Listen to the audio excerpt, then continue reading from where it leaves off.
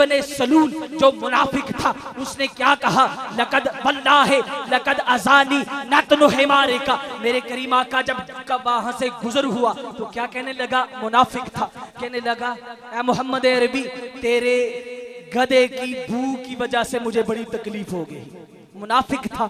और मुर्रिखीन लिखते हैं कि वो मोहल्ला इब्ने सलूल मुनाफिक का मोहल्ला था। वो शोर ज़दा जमीन थी, गर्द आलूद जमीन थी, उससे तो वैसे भी गर्द उठना था। हजरत अब्दुल्ला बिन रवाहा रदियल्लाहु ताला अन्हु जो आशिक रसूल थे, जब ये सुना बर्दाश्त ना हो सका, दिल में सोचा कि ये इसने किसको बात कही।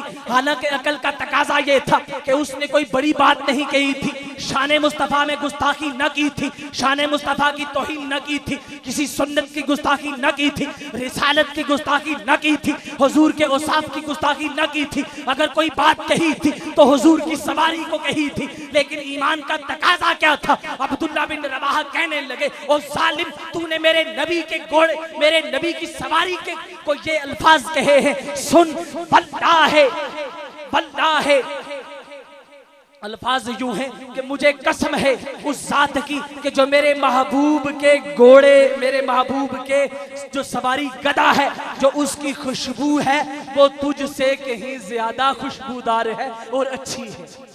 क्या कि निस्बत थी। उसने क्यों हुजूर की सवारी को ये जुमला कहा कि आपके गधे की बदबू ने मुझे तकलीफ दी है, और कहा जालिम तेरी हैसियत क्या है, मैं तुझे वाज़े तेरी हैसियत करता हूँ कि वल्लाहि ला बोली हिमारे रसूलिल्लाह सल्लल्लाहु अलैहि वसल्लम अत्यबो रीहा मिनका। वो जालिम तू कहता है कि तुझे मेरे महबूब की सवारी की वजह से तकलीफ हुई है, तेरी हैसियत हमारे यहाँ ये है कि तुझसे तो हमारे महबूब की जो सवारी का पेशाब है उसकी खुशबू भी कहीं गुना ज्यादा है।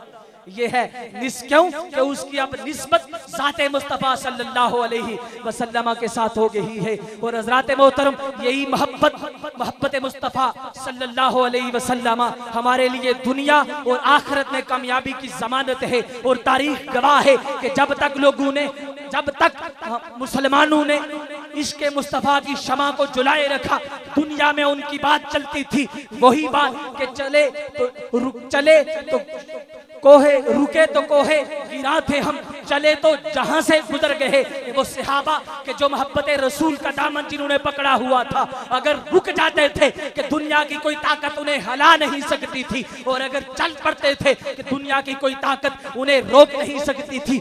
आज भी वक्त का तकाजा ये है कि पुरफितन दौर में जब गैर मुस्लिम ताकतें जमा होकर मुसलमानों के दिलों से इश्क़ मुस्तफ़ा की शमा को बुझाने की कोशिश कर रही है। और अल्लामा इकबाल ने तो कई साल पहले हमें इस बात की तरफ इशारा कर दिया था कि अंग्रेज बड़ी चालाक कौम है। उसने सोचा कि ये मुसलमान जो झुकता भी नहीं है, जो बिकता भी नहीं है, जब ज़ाते मुस्तफ़ा का मामला आ जाए किसी बात पर कंप्रोमाइज नहीं करता है। हाँ, उसने ये नतीजा निकाला था कि अगर मुसलमान को ज़ेर करना है तो इसके सीने से इश्क़ मुस्तफ़ा की शमा को बुझा दो। यही मुसलमान जो झुकता नहीं है ये तुम्हारे सामने घुटने टेकने पर मजबूर हो जाएगा। और ये अशार में उसने हमें ये इशारा दिया था कि ये फाका कश जो मौत से डरता नहीं, जरा रूहे मोहम्मद इसके बदन से निकाल दो। फिक्रे अरब को देकर फरंगी तखय्युलात इस्लाम को हिजाज़ो यमन से निकाल दो। और वही बात जो कई साल पहले शायर मशरिक़ ने हमें ये कही थी, आज हमें नजर आ रही है कि आज आलम कुफर जमा होकर